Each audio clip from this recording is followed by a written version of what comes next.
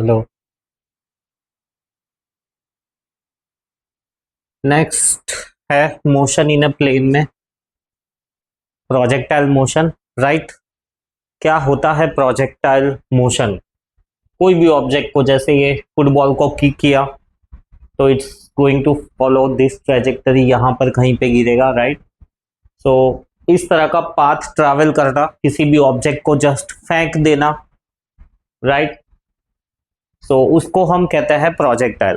Football को kick कर दिया, फुटबॉल इज ए प्रोजेक्टाइल। तो ये जो पाथ कवर करेगा, इस पाथ कवर करने के वक्त उसकी वेलोसिटी कितनी है, डिस्प्लेसमेंट कितना हुआ, कितना दूर जाके गिरेगा, राइट, एक्सेट्रा एक्सेट्रा, ऐसी सब चीजें हमें कैलकुलेट करनी है। आर्चरी, ये गेम देखी होगी आपने, आर्चरी। राइट। तीर छोड़ता है वो एग्जैक्टली पॉइंट पे लगना चाहिए। तो हमें जनरली ऐसा लगता है कि ऐसा सीधा उसके तरफ देखकर छोड़ दिया, ऐसा नहीं होता है। Depending upon the motion of the wind, right, ये एंगल एडजस्ट करना रहता है।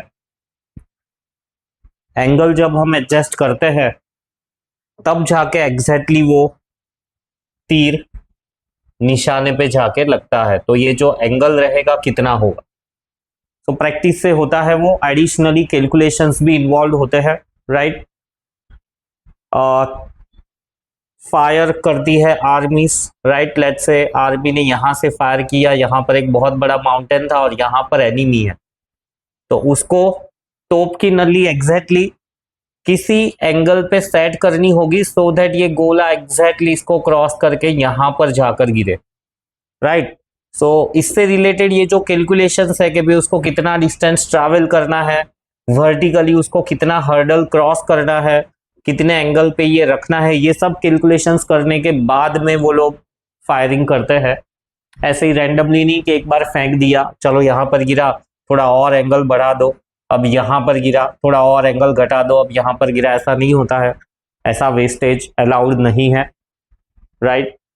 सो इस मोशन, ऐसे कर्व्ड मोशन, पैराबोलिक मोशन से रिलेटेड डिस्टेंस कितना ट्रैवल किया, हाइट कितनी ट्रैवल की, वेलोसिटी, ये सब चीजें प्रोजेक्टाइल मोशन में हम लोग पढ़ेंगे। ये रहा एक example. Right. Object is fired from a cannon, तो जैसे जैसे मूव करता है, राइट, उसकी वेलोसिटी, डिस्टेंस, ये सब हम कैलकुलेट करेंगे प्रोजेक्टाइल मोशन में। So what is a projectile? Projectile is a name given to the body thrown with some initial velocity. इसको कुछ इनिशियल वेलोसिटी दे दी, अब इसके पास में कोई फ्यूल नहीं है, रॉकेट की बात नहीं कर रहे हम। राइट। रॉकेट फायर किया उसकी बात, हम सिर्फ एक ऑब्जेक्ट फेंक दिया जिसके पास खुद का कुछ फ्यूल नहीं है, हम उसको कुछ ना कुछ इनिशियल वेलोसिटी देकर, राइट, या तो सीधा फेंकेंगे या तो फिर उसको किसी एंगल पे हमने जस्ट लॉन्च कर दिया है। तो उस तरह के ऑब्जेक्ट को या उस तरह के मोशन को हम कहेंगे projectile motion. At some angle with the horizontal direction and then allowed to move in a two dimension, वो टू डायमेंशन में मूव करेगा, है ना। यहां से ऑब्जेक्ट को फेंक दिया है, ये सरफेस है, तो कुछ उसको हमने वेलोसिटी दी एंगल पे, अब वो अपने आप ही टू डायमेंशनल मोशन करके कहीं पर पहुंचेगा। सो 2D मोशन होगा उसका। And under the action of gravity alone, gravity नहीं होती तो ये ऑब्जेक्ट फिर ऐसा सीधे सीधे सीधे सीधे ही जाते जाता, बट ग्रेविटी की वजह से वो अपना रास्ता बदलता है, अर्थ की तरफ आता है। The path followed by the projectile it's called trajectory. Projectiles के examples, body dropped from the window of a moving train, है ना। ट्रेन, सपोज ट्रेन ऐसे जा रही है और तुम कुछ भी ऑब्जेक्ट खिड़की में से फेंकोगे तो वो ऐसे जाके गिरेगा, ऐसे जाके गिरेगा, या फिर ऐसे जाके गिरेगा। ऑलरेडी ऑब्जेक्ट के पास कुछ इनिशियल वेलोसिटी थी तो वो ऐसे जाके गिरेगा, वो पीछे नहीं। हमें भले ऐसा लग रहा है क्योंकि हम तो जब तक ये ऑब्जेक्ट यहाँ पहुंचा हम लोग यहाँ कहीं पहुंच गए हैं, तो इसीलिए हमें लगता है कि ये पाथ फॉलो करेगा, नहीं, वो ऑब्जेक्ट ऐसा कुछ पाथ फॉलो करेगा। Bomb released from an aeroplane in A flight, same चीज, एरोप्लेन ऐसे जा रहा है, बॉम्ब को रिलीज किया है, राइट, तो वो ऐसा रास्ता लेके यहाँ पर जमीन पे कहीं पे गिरेगा। तो ऐसा नहीं सोचना कि भाई एरोप्लेन में हमें नीचे यहाँ पर एग्जैक्टली हमारा टारगेट दिख रहा है, बॉम्ब ड्रॉप कर देंगे तो वो उस पर ही गिरेगा, ऐसा नहीं होता है, राइट। ऐसा पैराबोलिक पाथ फॉलो करता है, बहुत सारे कैलकुलेशंस इन्वॉल्व है। Bullet fired from A rifle, वो आर्चरी की तरह ही है ना, हम ऐसा सीधा देख के बुलेट फायर करेंगे, बुलेट ऐसी सीधा नहीं जाने वाली है, यहां से फायर की है बुलेट तो वो ऐसे टर्न मारेगी। तो एग्जैक्टली यहाँ पे कोई खड़ा है तो हमें बुलेट थोड़ी सी ऊपर फायर करनी पड़ेगी so that bullet under the action of gravity exactly वो सामने वाले तक पहुंचे। Piece of the stone thrown in any direction, javelin है ना, जेवेलिन फेंकते हैं नीरज चोपड़ा, तो जेवेलिन का थ्रो भी एग्जैक्टली इस एंगल पे उसको रिलीज करना है, वो भी प्रोजेक्टाइल में ही कैलकुलेशंस आते हैं कि वो एग्जैक्टली किस एंगल पे फेंकेगा तो वो मैक्सिमम डिस्टेंस कवर करेगा। अगर एंगल बहुत छोटा है, राइट, और अगर एंगल बहुत बड़ा भी है तब भी प्रॉब्लम है, एग्जैक्ट परफेक्ट एंगल होना चाहिए सो दैट वो प्रोजेक्टाइल, वो जेवेलिन दूर तक जाएगा। Jet of water issuing from A hole near the bottom of water tank, या तो फायर फाइटर्स जब पानी फेंकते हैं, राइट, लेट से यहाँ पर कहीं पर आग लगी हुई है, यहाँ पर फायर ट्रक है पानी रिलीज कर रहा है, तो वो ऐसे रिलीज करेगा तो पानी ऐसे नहीं पहुंचने वाला है, उसको पानी ऐसे प्रोजेक्ट करना पड़ेगा, तब जाके ये पानी एग्जैक्टली आग में जाके गिरेगा। So calculations are involve under such conditions. हमें भले ही लगता हो कि सिंपल है but they are not simple. So projectile motion में हम वो कैलकुलेशंस करना सीखेंगे कि भाई कितना हॉरिजॉन्टल डिस्टेंस ट्रैवल करता है, कितनी वर्टिकल हाइट ट्रैवल करता है, कितनी वेलोसिटी है उसकी, ऑल सच थिंग्स। एजम्पशंस है, हम जो ये जो केसेस हमने देखे इन सब में तो काफी डिटेल्ड कैलकुलेशंस इन्वॉल्व है, but as of 11th standard, right, कुछ एजम्पशंस के साथ हम हमारी कैलकुलेशंस या हमारे डेरिवेशंस को रेस्ट्रिक्ट करते हैं। क्या है वो एजम्पशंस? पहली वाली है कि नो फ्रिक्शनल एयर रेजिस्टेंस, हवा का कोई रेजिस्टेंस नहीं है। वो आर्चरी में मैंने कहा कि भाई हवा ठीक से चलेगी नहीं, हवा बहुत सारी चल रही होगी तो एग्जैक्टली एरो मार्क पे नहीं जाने वाला है, तो एयर रेजिस्टेंस को हम नेग्लेक्ट कर देते हैं। Effect due to rotation of the earth, इसको हम नेग्लेक्ट कर देते हैं। The acceleration due to gravity is constant, ये हम ऐसा मान के चलते हैं। वैसे तो acceleration due to gravity vary करता है place to place, place to place का मतलब ऐसा नहीं है कि यहाँ पर कुछ है और मैं 2 कदम आगे चला गया तो कुछ चेंज आया, ऐसा नहीं है। एक स्पेसिफिक जोग्राफिकल लोकेशन में वैल्यू ठीक रहती है, बट आप 1 किलोमीटर 25 किलोमीटर आगे चले जाए तो आपको कुछ वेरिएशन मिल सकता है। वेरिएशन का मतलब अगेन ये नहीं है कि वैल्यू कम कम कम होती जाएगी, मे बी यहाँ पर कुछ है, यहाँ से 20 किलोमीटर आगे डेसिमल पॉइंट में कुछ वैल्यू कम होगी, वहां से 50 किलोमीटर आगे डेसिमल पॉइंट में थोड़ी वैल्यू ज्यादा होगी। So acceleration due to gravity का इफेक्ट भी हम इग्नोर करते हैं। आते हैं कैलकुलेशंस की तरफ। Physical quantities that need to be calculated analysed while studying the projectile motion, terminologies कह सकते हो, राइट। तो मोशन है, अब मोशन का मतलब तो यही होता है कि हमको वेलोसिटी, एक्सेलरेशन, डिस्प्लेसमेंट और टाइम के बारे में कैलकुलेशंस करने हैं। तो प्रोजेक्टाइल मोशन में भी हम इन्हीं के बारे में कैलकुलेशंस करने वाले हैं, बट इन चीजों को कुछ अलग अलग टर्म्स दिए गए हैं। जैसे डिस्प्लेसमेंट, तो डिस्प्लेसमेंट का एक टर्म है हॉरिजॉन्टल रेंज, दूसरा एक टर्म है मैक्सिमम हाइट, तीसरा एक टर्म है हाइट आफ्टर सम टाइम। तो लेट्स से एक एग्जांपल लेते हैं कि इस सरफेस पे एक प्रोजेक्टाइल या एक बॉल फेंका मैंने जो ऐसा होकर यहां पर कहीं पर गिरा, है ना। तो इसमें ये जो हो गया कि वो कितना हॉरिजॉन्टली कितना दूर गया, इसको हम कहते हैं हॉरिजॉन्टल रेंज। एच या आर से डिनोट होता है, एच या आर से डिनोट होता है हॉरिजॉन्टल रेंज। मैक्सिमम हाइट, कितना वर्टिकली मैक्सिमम हाइट पे गया, इसको अगर हम आर ले लेते हैं तो इसको हम एच कंसीडर कर लेंगे। हाइट आफ्टर सम टाइम, कुछ सेकेंड्स के बाद में वो कितनी हाइट पे था, राइट। सो कुछ सेकेंड्स के बाद में कितनी हाइट पे था, हम उसको लेंगे स्मॉल एच, यहां पर इसको निकाल दो आर को, एच को। फिर वेलोसिटी, अब वेलोसिटी भी देखो, अब ये 2 डायमेंशनल मोशन कर रहा है, मतलब उसके पास में कुछ ना कुछ हॉरिजॉन्टल वेलोसिटी भी है, उसके पास कुछ ना कुछ वर्टिकल वेलोसिटी भी है। वेलोसिटी कंटिन्यूअसली चेंज होगी, है ना, वेलोसिटी कंटिन्यूअसली चेंज होगी क्योंकि एक्सेलरेशन एक्ट हो रहा है। तो velocity at every instant it will change, hence velocity at any instant भी हम कैलकुलेट करेंगे। जब वो मैक्सिमम हाइट पे पहुंचती है तब उसकी वेलोसिटी कितनी होती है। अब ये दो चीजों को हम थोड़ा सिंप्लीफाई करते हैं इसी टॉपिक में। हॉरिजॉन्टल वेलोसिटी, जब भी प्रोजेक्टाइल हॉरिजॉन्टल मोशन करता है, जब भी प्रोजेक्टाइल हॉरिजॉन्टल मोशन करता है तो उसका एक्सेलरेशन होता है 0। मतलब उसकी जो भी वेलोसिटी है हॉरिजॉन्टल डायरेक्शन में वो कांस्टेंट रहेगी, वो बदलेगी नहीं। दिमाग में बिठा लो इतनी सी बात कि हॉरिजॉन्टली जो वेलोसिटी मिलेगी हमको, यहां पर तो उसके पास 2 वेलोसिटी है ना, ये ऐसे जा रही है, मतलब उसके पास कुछ हॉरिजॉन्टल वेलोसिटी भी है, लेट्स से Vx, और वर्टिकल वेलोसिटी भी है Vy बदलेगी। Horizontal velocity Vx it's going to remain constant.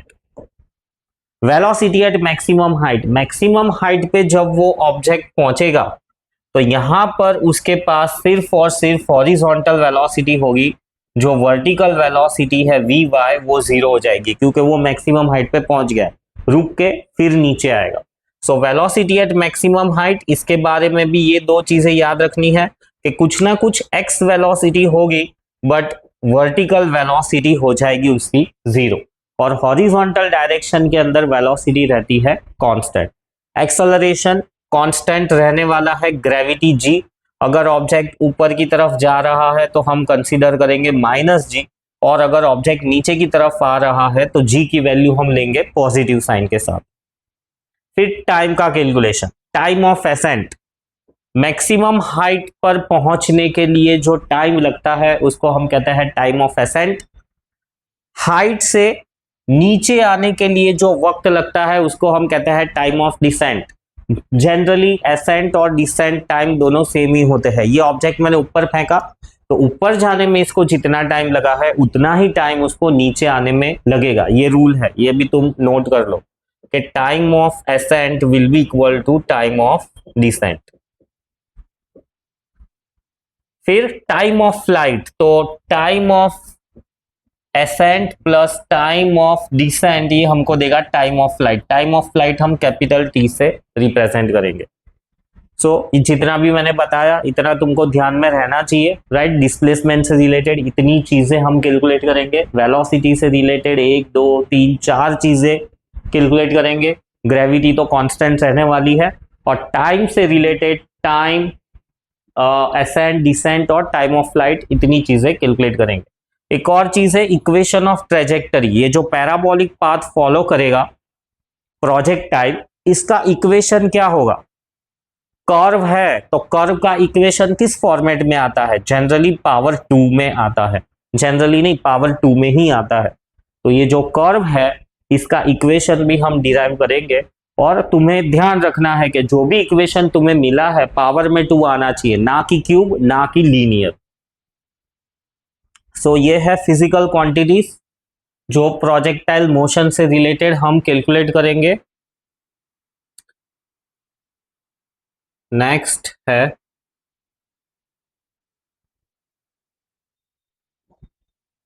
Projectile undergoes 2 motion at a time. यहां पर भी मैंने कहा वो वर्टिकल और हॉरिजॉन्टल दोनों मोशन करता है।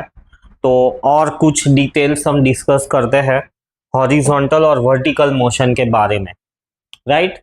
सो ये जो फिगर ड्रॉ की हुई है, राइट, इसी फिगर के हिसाब से अगर हम जाए, जो ये क्या कहते हैं रग्बी प्लेयर है और राइट बॉल को किक कर रहा है, पैराबोलिक पाथ फॉलो कर रहा है, तो इस पैराबोलिक पाथ को देख के क्या आइडिया आता है तुम्हें कि उसका हॉरिजॉन्टल डिस्प्लेसमेंट होगा कि नहीं होगा, इस बॉल का वर्टिकल डिस्प्लेसमेंट होगा कि नहीं होगा। तो यस, उसका हॉरिजॉन्टल डिस्प्लेसमेंट भी होने वाला है ना। बॉल यहां से यहां तक पहुंच गया। अगर पूरा पाथ कंसीडर कर लो, पूरा पाथ कंसीडर कर लो तो उसका वर्टिकल डिस्प्लेसमेंट आएगा 0। बट आधा पाथ कंसीडर करो तो कुछ ना कुछ वर्टिकल डिस्प्लेसमेंट भी मिलेगा। जनरली इस तरह के क्वेश्चंस हम दो हिस्सों में कैलकुलेट करते हैं। एक हिस्सा होता है जब वो ऑब्जेक्ट ऊपर जा रहा हो, और दूसरा हिस्सा होता है जब वो ऑब्जेक्ट नीचे आ रहा हो, राइट। तो ऑब्वियसली जब वो ऑब्जेक्ट ऊपर जा रहा है तो उसका वर्टिकल डिस्प्लेसमेंट भी कुछ ना कुछ है, और ऊपर से जब वो नीचे आ रहा है तब भी उसका वर्टिकल डिस्प्लेसमेंट कुछ ना कुछ है। ये दो हिस्सों में हमने डिवाइड कर दिया, कर ही देना है, और वैसे ही कैलकुलेशंस होते हैं। Velocity, obviously yes, it has got velocity in the upward direction, जो हम वी वाई से डिनोट करेंगे, right. And it has horizontally velocity हम वी एक्स से डिनोट करेंगे, और वर्टिकल डायरेक्शन में भी उसकी कुछ ना कुछ वेलोसिटी रहने वाली है जो कि हम वी वाई से डिनोट करेंगे। तो बहुत अच्छे से इसको दिमाग में रख दो।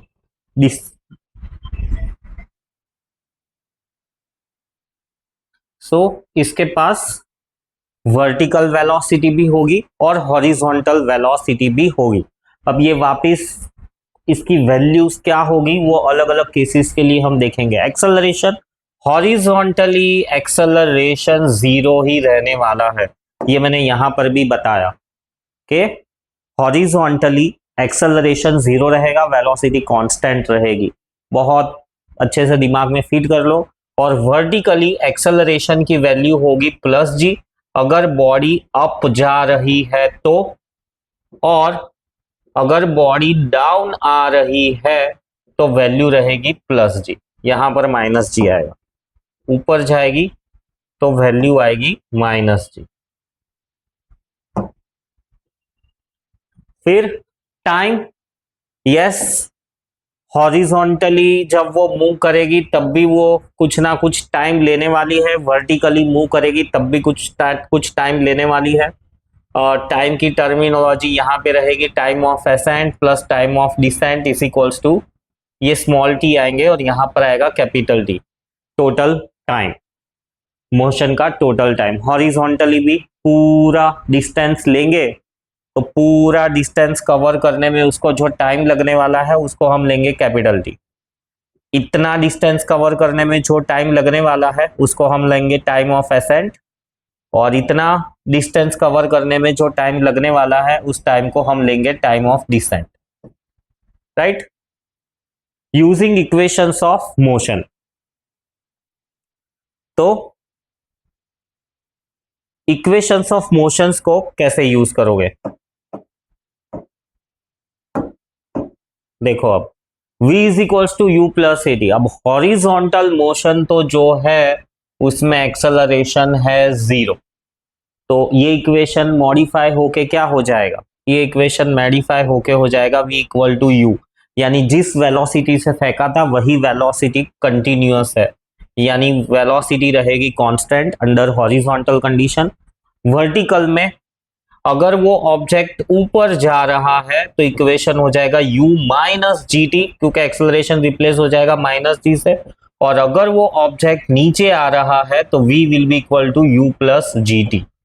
ये ध्यान रखना, ऊपर जा रहा है तो t की जगह पर हम लेंगे टाइम ऑफ असेंट, नीचे आ रहा है तो t की जगह पे लेंगे हम टाइम ऑफ डिसेंट। फिर से याद करा दूं, जब ऐसा प्रोजेक्टाइल मोशन होता है तो हम इसको दो हिस्सों में कैलकुलेट करते हैं। एक हिस्सा है ये ऊपर जाने वाला, दूसरा हिस्सा है ये नीचे आने वाला। s is equals to you t plus half a t square, ये मॉडिफाई हो जाएगा यू टी ऐसे, मतलब के हॉरिजॉन्टल डायरेक्शन में यही फॉर्मूला यूज होने वाला है बचपन में पढ़ा हुआ, speed is equals to distance upon time, क्योंकि एक्सेलरेशन 0 है। देखो distance is equals to speed into time. और वर्टिकल डायरेक्शन में इसमें भी दो किस्से हो जाएंगे, अगर ऑब्जेक्ट ऊपर जा रहा है तो होगा s is equals to U T minus half ji t square, और अगर ऑब्जेक्ट डाउन आ रहा है तो इक्वेशन हो जाएगा s equal to you t plus half ji t square. So हमारी इक्वेशंस ऑफ मोशंस भी ऐसे मॉडिफाई होने वाले हैं।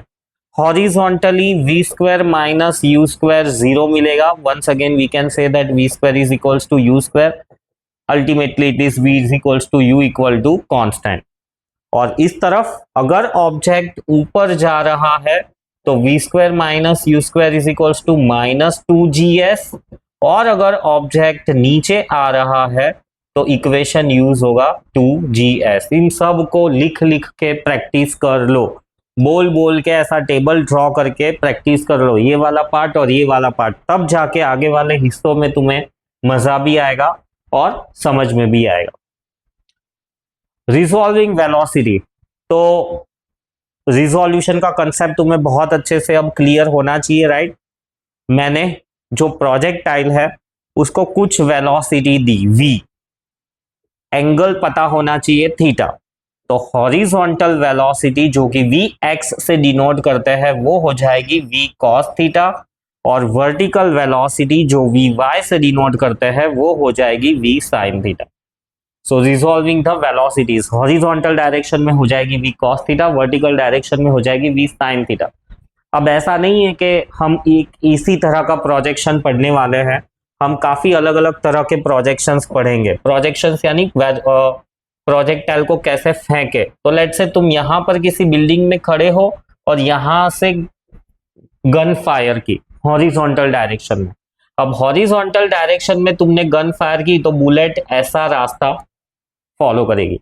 अब ये हॉरिजॉन्टल डायरेक्शन में तुमने बुलेट को फायर किया है तो वर्टिकल वेलोसिटी होने वाली है 0 और x velocity in the x direction is going to be something, ये चीज ध्यान रखनी।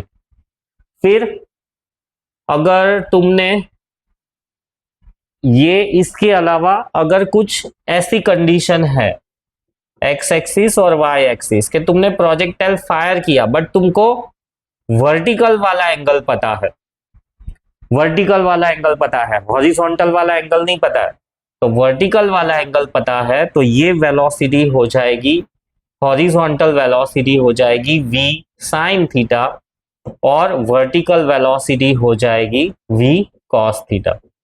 ऐसा तो बहुत अलग अलग केसेस हम लोग सॉल्व करने वाले हैं। ये एक केस है, ये एक केस है, ये एक केस है, और एक इंक्लाइंड प्लेन वाला भी केस है कि अगर इंक्लाइंड प्लेन पर खड़े रह के तुमने प्रोजेक्टाइल फायर किया, राइट, तो क्या होगा। इंक्लाइंड प्लेन ऑलरेडी कुछ एंगल थीटा 0 पे है और तुमने प्रोजेक्टाइल फायर किया है एंगल थीटा से।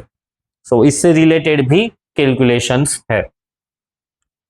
कौन से केसेस हम स्टडी करने वाले हैं प्रोजेक्शन में। तो एक तो हॉरिजॉन्टल प्रोजेक्शन, ये था हॉरिजॉन्टल प्रोजेक्शन, पहला वाला केस जो हम स्टडी करेंगे horizontal projection.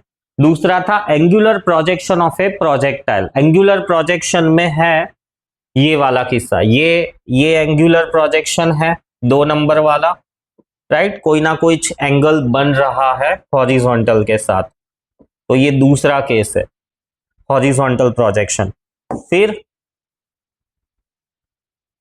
2 angles of A projection for the same horizontal range. ये किस्सा क्या कहता है, ये ऐसा कहता है कि भाई मैंने प्रोजेक्टाइल को किसी एंगल पे फेंका, फिर किसी और एंगल पे फेंका, फिर किसी और एंगल पे फेंका, तो कौन से एंगल में प्रोजेक्टाइल सबसे दूर जाएगा वो चीज हम यहां पे डिस्कस करेंगे।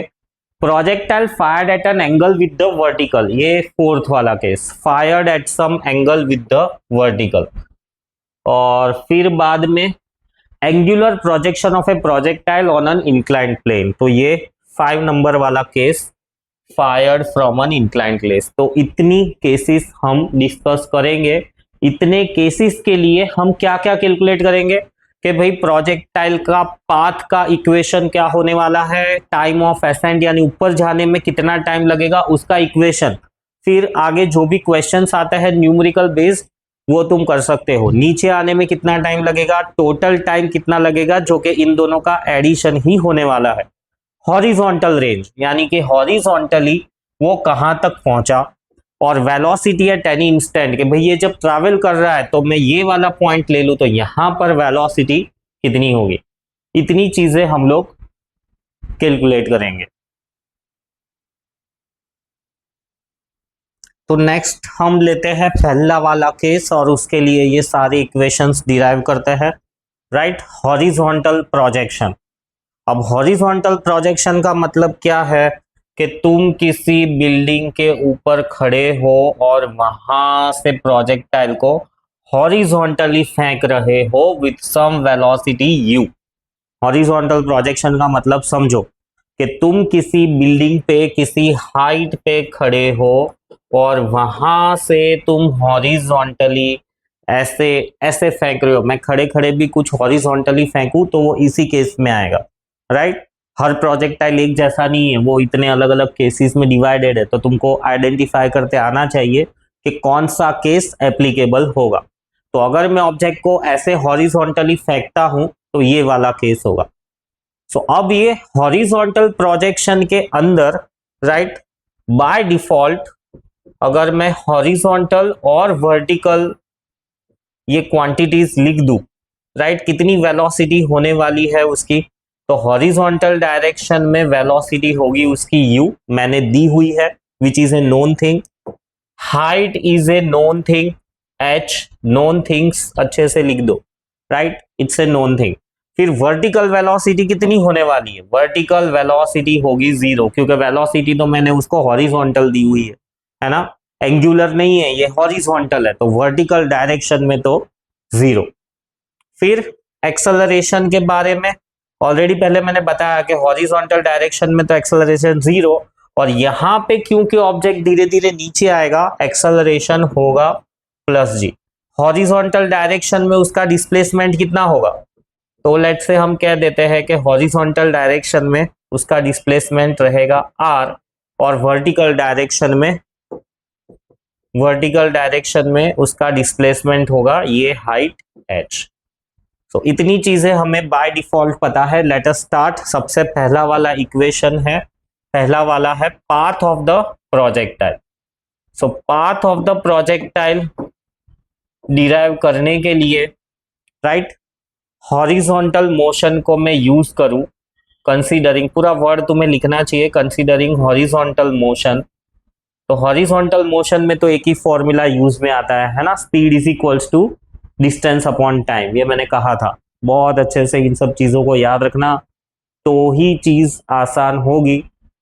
सो हॉरिजॉन्टल डायरेक्शन में, राइट, हम लोग ढूंढ रहे हैं पाथ ऑफ द प्रोजेक्टाइल। तो लेट्स से वो किसी भी इंस्टेंट पे पॉइंट P पे है, और जब वो पॉइंट P पे पहुंचा है तो वर्टिकली उसने डिस्टेंस ट्रैवल किया है y, और हॉरिजॉन्टली उसने डिस्टेंस ट्रैवल किया है x, right. So horizontal direction के अंदर distance will be equal to speed into time. That से उसने कुछ टाइम के बाद में वो P पे पहुंचा हुआ है, तो हॉरिजॉन्टल डायरेक्शन में ये मिला हमें। यहां पर हम कमेंट में लिख सकते हैं कि t is time to reach P, point P। फिर वर्टिकल मोशन में कंसीडर करें तो डिस्प्लेसमेंट है y, और डिस्प्लेसमेंट का equation s is equals to ut plus half at², और वर्टिकल डायरेक्शन में इनिशियल वेलोसिटी तो थी 0, राइट। फिर एक्सेलरेशन की वजह से धीरे धीरे उसके पास वेलोसिटी आते जाएगी। सो वर्टिकल डायरेक्शन में वेलोसिटी थी 0, एक्सेलरेशन आएगा +g, वर्टिकल मोशन में +g, और टाइम t के बाद vertical displacement same time t के बाद gt²। So y is equals to g, t की वैल्यू यहां से सब्स्टिट्यूट कर दो तो x अपॉन u का square, y is equals to g upon u² into x²। अब ये देखो x² के फॉर्मेट में आया है, मतलब पैराबोलिक पाथ ही फॉलो करेगा। ये हमको पहला इक्वेशन मिल गया, फर्स्ट इक्वेशन हमने डिराइव कर लिया। फिर आता है टाइम ऑफ एसेंट। बता सकते हो टाइम ऑफ एसेंट कितना होगा? टाइम ऑफ एसेंट रहने वाला है 0। क्यों? क्योंकि ये तो ऑलरेडी हाइट पे है, अब यहां से ऐसा नीचे जा रहा है। अब हम ऐसा फेंकेंगे ऊपर की तरफ तो वो ऐसा होके फिर नीचे आएगा। बट केस क्या है, मैंने हॉरिजॉन्टली फेंका है तो उसको सिर्फ नीचे आना है, ऊपर तो कहीं जाना नहीं है। तो टाइम ऑफ असेंट है 0। टाइम ऑफ डिसेंट कैलकुलेट करते हैं तो कितना आएगा टाइम ऑफ डिसेंट।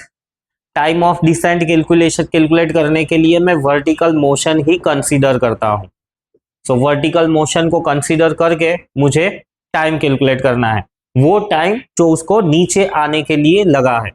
तो वर्टिकली उसने डिस्प्लेसमेंट कितना किया होगा, किसी पॉइंट पी की बात नहीं कर रहा हूं मैं, पूरा का पूरा उसको नीचे आने में, यहां से पूरा यहां पर आने में उसने वर्टिकली कितना डिस्टेंस ट्रैवल किया। पॉइंट पी पे तो उसने वाई डिस्टेंस ट्रैवल किया था, पर कंप्लीटली वो सी पे पहुंचा तो उसने कितना डिस्टेंस ट्रैवल किया, हाइट एच। तो s is equals to u, initial velocity तो वर्टिकल डायरेक्शन में 0 थी, right. So u s is equals to you t plus half, यहां पे हाफ लिखना रह गया। एस इज इक्वल्स टू, ये वाला इक्वेशन मैंने यूज किया, s is equals to you t plus half a t square. So half का 2 आएगा इधर, 2 हाफ जी t square. So 2u square, ये आया इक्वेशन।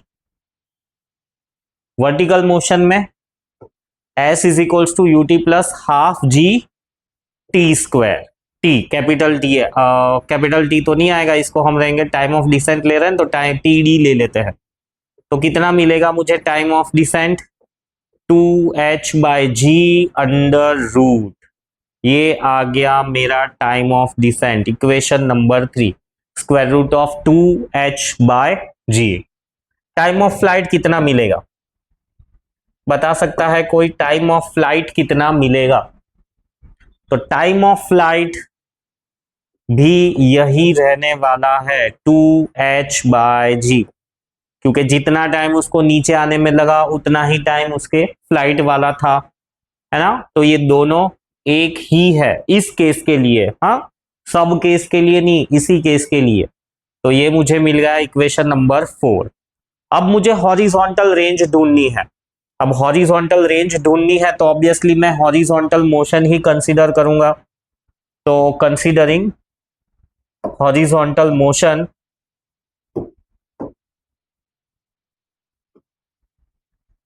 हॉरिजॉन्टल मोशन अगर मैं कंसीडर कर लूं तो हॉरिजॉन्टल रेंज है आर, राइट। और हॉरिजॉन्टल डायरेक्शन में तो एक ही फॉर्मूला यूज होता है, speed is equals to distance upon time. तो डिस्टेंस हो जाएगा स्पीड इंटू टाइम। टाइम मतलब टोटल टाइम यहां से यहां पे पहुंचने में।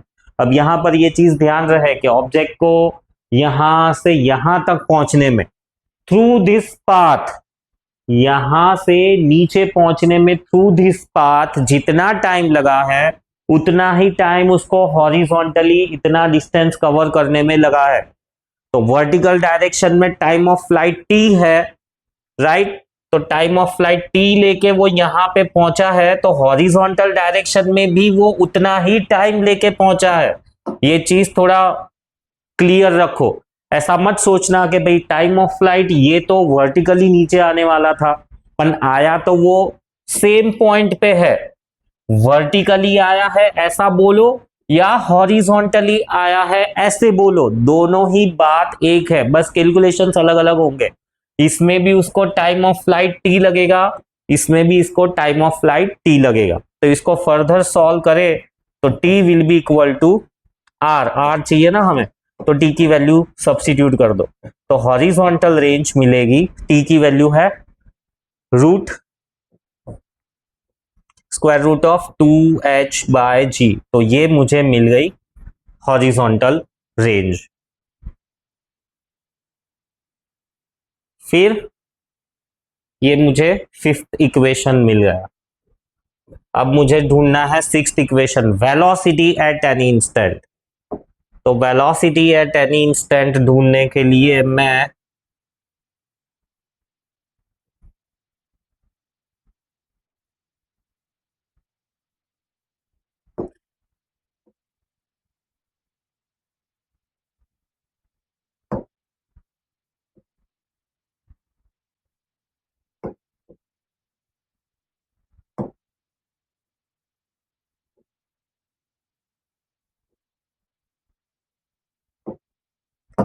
राइट।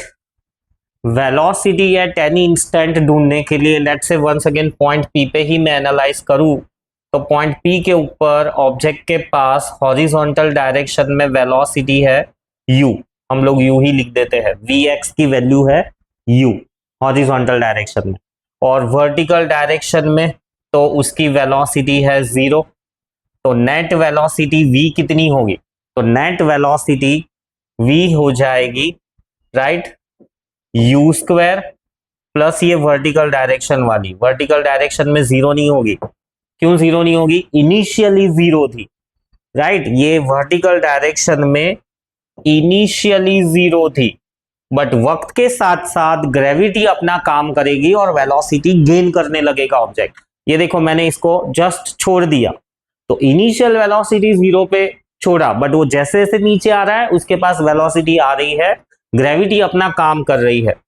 तो velocity in the y direction कैसे मिलेगा, s is equals to you t plus half ji t square, तो u square plus half ji t square, this is the equation of velocity at any instant. ये 6th number का इक्वेशन। थोड़ा और neat and clean लिखना comments के साथ में, 2-3 बार लिख लिख कर प्रैक्टिस करो, डिराइव करके प्रैक्टिस करो, तब जाके ये पक्का होगा। लास्ट इक्वेशन में गलत इक्वेशन यूज कर लिया, वेलोसिटी कैलकुलेट कर रहे हैं डिस्प्लेसमेंट नहीं, तो वेलोसिटी के लिए क्या आएगा, V square minus you square is 2as।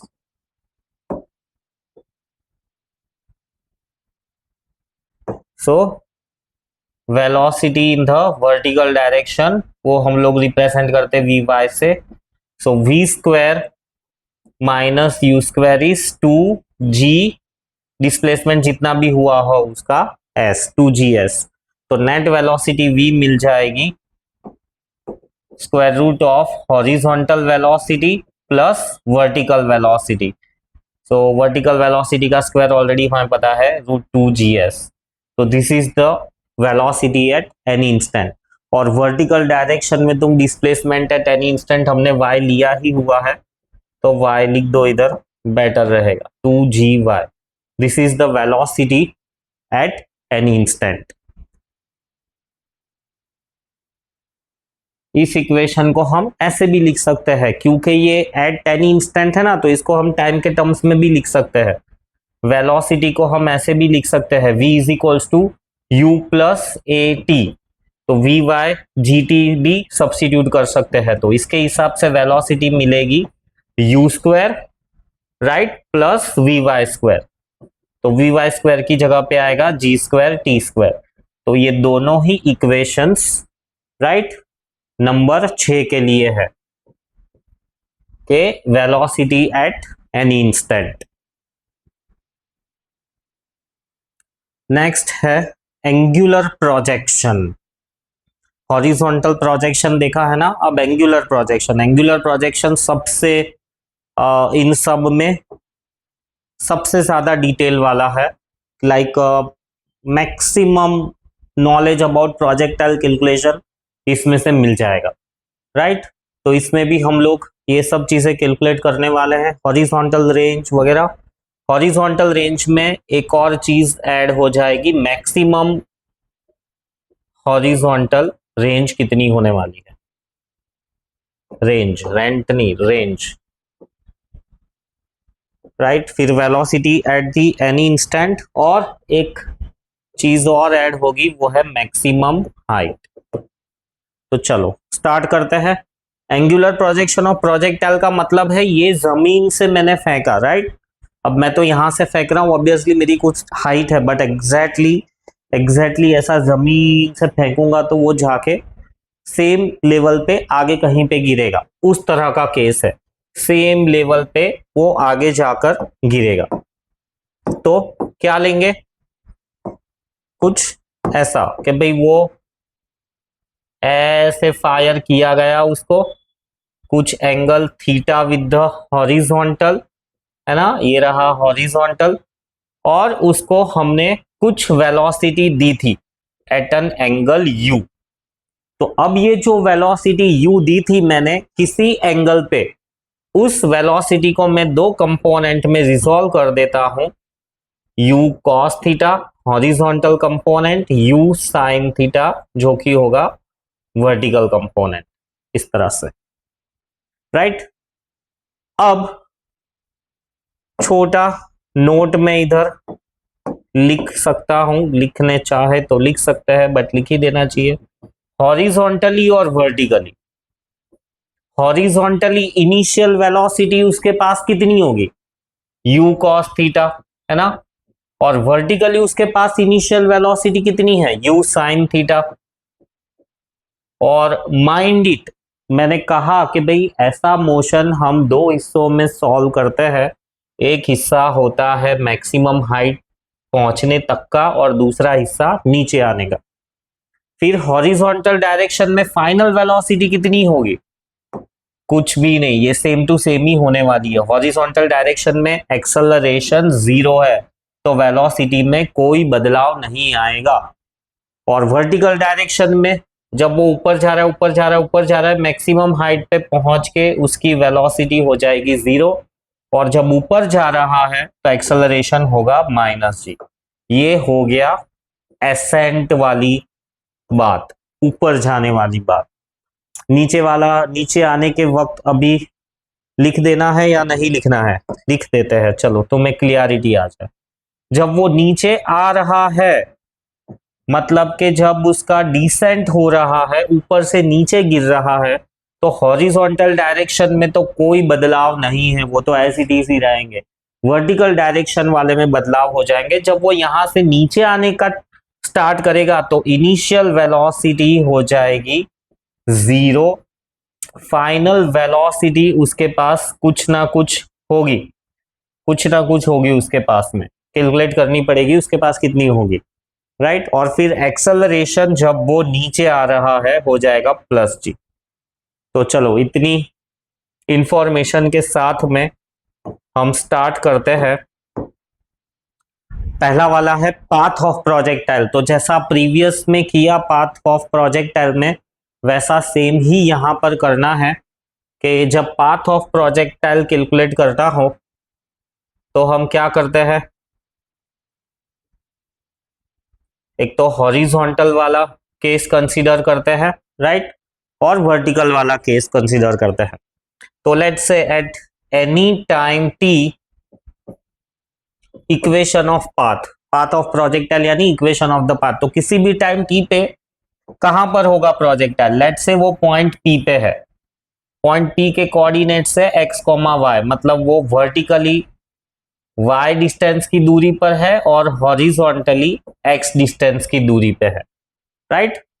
So at any instant t, horizontal के टर्म्स में इक्वेशन लिखे, हॉरिजॉन्टल के जगह पे अलोंग x एक्सिस अगर मैं लिखूं तो ये ज्यादा बेटर लगेगा, along x axis, right. Along x axis क्या इक्वेशन आएगा, स्पीड कितनी थी उसकी, u cos थीटा, डिस्टेंस कितना ट्रैवल किया है, speed is equals to distance upon time. तो हॉरिजॉन्टली डिस्टेंस ट्रैवल किया है उसने x अपॉन टाइम, तो ये हॉरिजॉन्टल के अलोंग मुझे इक्वेशन मिल गया।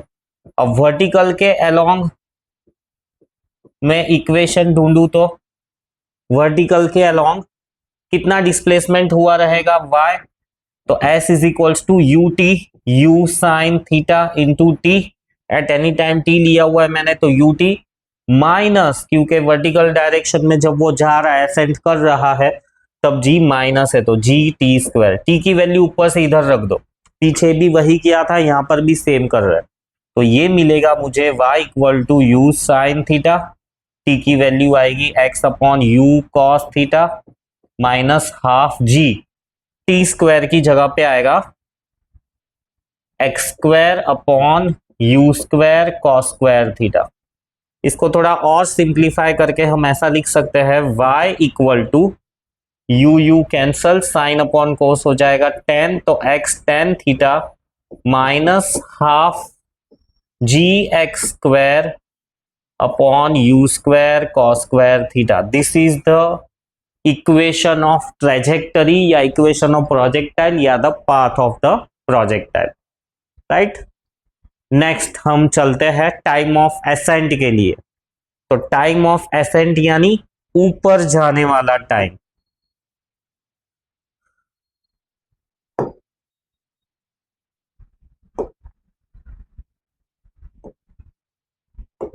तो ये मुझे जो मिला पहला इक्वेशन मिल गया, राइट, फर्स्ट वाला। सेकंड के लिए मैं नया पेज ले लेता हूं।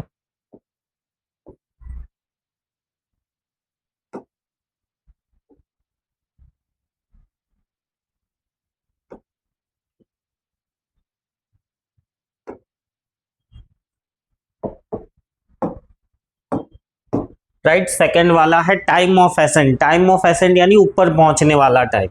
तो ये वाला हिस्सा मैं कंसीडर करूंगा।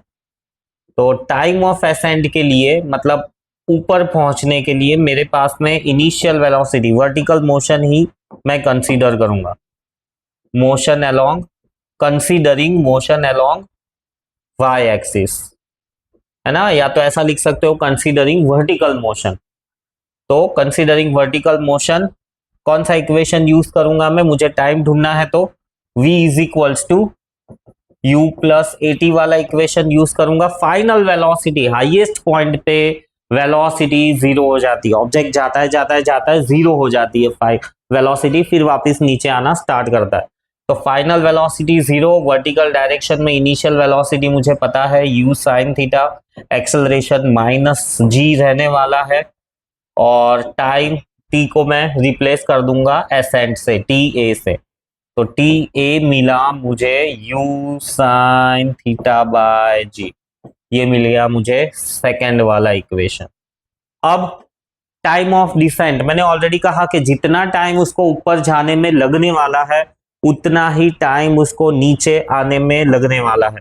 अब उस बात को हम यहां पर प्रूव करने नहीं बैठते, एज इट इज ग्रास्प करके कि भाई time of ascent is equals to time of descent, right, ये ऑलरेडी प्रूवन चीज है तो ज्यादा सोचो नहीं।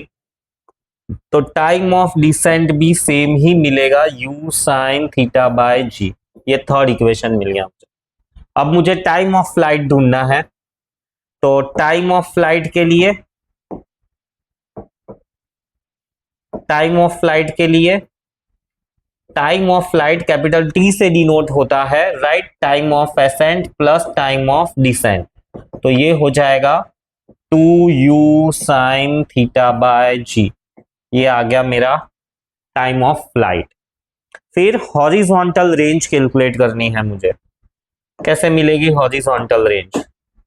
हॉरिजॉन्टल रेंज यानी considering motion along x axis, है ना। सो फिफ्थ नंबर का कैलकुलेशन कर रहा हूं मैं, considering motion along x axis या तो considering horizontal motion along x axis. तो along x axis horizontal range को हम r से डिनोट करते हैं। तो डिस्टेंस का क्या फॉर्मूला मिलने वाला है, distance is equals to time upon speed. तो total time of flight upon speed कितनी थी हॉरिजॉन्टल डायरेक्शन में, u cos थीटा। t की वैल्यू सब्स्टिट्यूट कर दो यहां से, 2u, कुछ गलत लिखा, स्पीड डिस्टेंस है ना, तो ये फॉर्मूला ही गलत डाला है। डिस्टेंस का फॉर्मूला होता है स्पीड इंटू टाइम। तो स्पीड है u cos थीटा और टाइम है capital T, time of flight. Mind it, ये टी नहीं, ये टी भी अलग है, और ये जो हमने इक्वेशन ऑफ ट्रेजेक्टरी के लिए यूज किया ना वो टी अलग है। हर टी के अंदर कंफ्यूजन नहीं होना। तो ये होगा u cos थीटा और t की वैल्यू आएगी 2u sine theta bye g।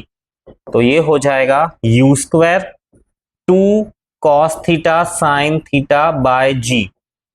ये ट्रिग्नोमेट्रिकल सब्स्टिट्यूशन यहां पर करेंगे तो ये इक्वेशन रेड्यूस हो जाएगा साइन 2 थीटा बाय g। तो ये आ गया इक्वेशन हॉरिजॉन्टल रेंज का। मैक्सिमम हॉरिजॉन्टल रेंज चाहिए मुझे, तो फॉर मैक्सिमम आर, क्या कैसे ढूंढोगे मैक्सिमम आर, साइन थीटा की वैल्यू मैक्सिमम होनी चाहिए। Sine theta should be maximum. और साइन थीटा मैक्सिमम कब होता है?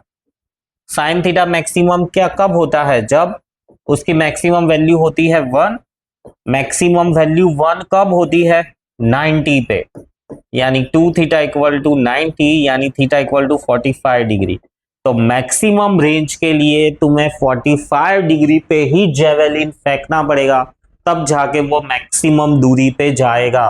प्रूवन। तो वो 45 डिग्री पे फेंकने के लिए वो लोग प्रैक्टिस करते रहते हैं कि भाई हाथ और वो जो जेवेलिन है परफेक्टली पकड़े, कलाई की वजह से एंगल बदल ना जाए, राइट, एल्बो से ज्यादा कम मोड़ा ना जाए, ऑल सच थिंग्स। फिर ये हुआ हमारा मोशन अलोंग एक्स एक्सिस। क्या ढूंढा हमने? 5 number maximum horizontal range. Velocity at any instant ढूंढते हैं अब। तो वेलोसिटी एट एनी इंस्टेंट ढूंढने के लिए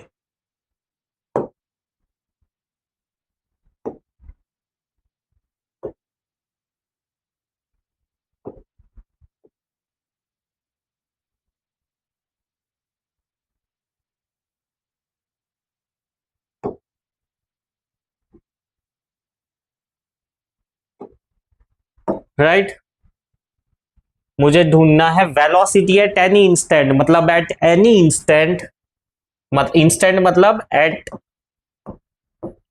एनी टाइम टी, है ना, वो पॉइंट पी पे रहने वाला है। So at any time t, right, let से वो यहां पर है, तो उसके पास एक वेलोसिटी है हॉरिजॉन्टल डायरेक्शन वाली u cos थीटा, जो कि चेंज होने नहीं वाली है। दूसरी वेलोसिटी है उसके पास ये वर्टिकल डायरेक्शन वाली, जो कि बदलती रहेगी, vx। Initial velocity u sin theta थी, बट कुछ वक्त के बाद में तो वो बदल जाएगी, तो vy it's going to change continuously, और नेट वेलोसिटी मिलेगी मुझे v, है ना। तो v will be equal to square root of, horizontal को तो चेंज होने नहीं वाली है, u square cos square theta, plus, right, vertical direction वाली वेलोसिटी कितनी आएगी? v कैसे मिलेगा? v is equals to u plus A T, है ना।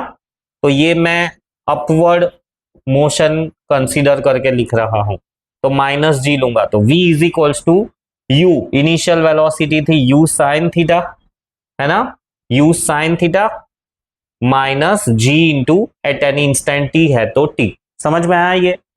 v will be equal to horizontal square plus vertical square, horizontal का स्क्वायर कर दिया, वर्टिकल का स्क्वायर। अब इसको हम सिंप्लीफाई करते हैं, तो ये मिलेगा मुझे u square cos square theta plus u square sine square theta plus g square t square minus 2u sine theta g t.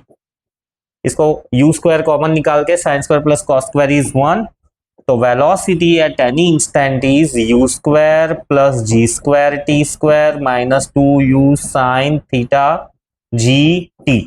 ये आ गई वेलोसिटी एट एनी इंस्टेंट। अब अगर तुम इनको डाउनवर्ड मोशन कंसीडर करके कैलकुलेट करोगे तो क्या होगा? तो भी सेम टू सेम ही मिलना चाहिए, या सेम टू सेम तो नहीं मिलेगा, क्योंकि ये वाला जो हिस्सा है, वर्टिकल वाला हिस्सा है ना, वो बदल जाएगा। तो इसमें हम लोगों ने ये अपवर्ड वाला लिया है, राइट, और ये जो टाइम है इसको एनालाइज करना पड़ेगा, क्योंकि ये टाइम दो चीजों का बना हुआ है, एसेंट और डिसेंट।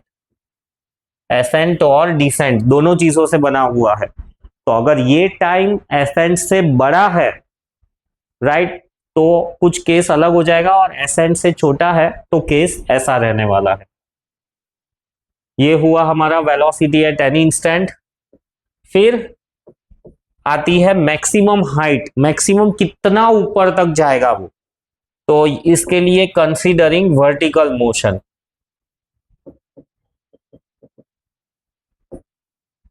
कंसीडरिंग वर्टिकल मोशन, तो वर्टिकल डायरेक्शन में डिस्प्लेसमेंट ढूंढना है। Maximum height h will be equal to u, right, time of ascent, क्योंकि मैक्सिमम हाइट कब मिलेगी? टाइम ऑफ एसेंट पे।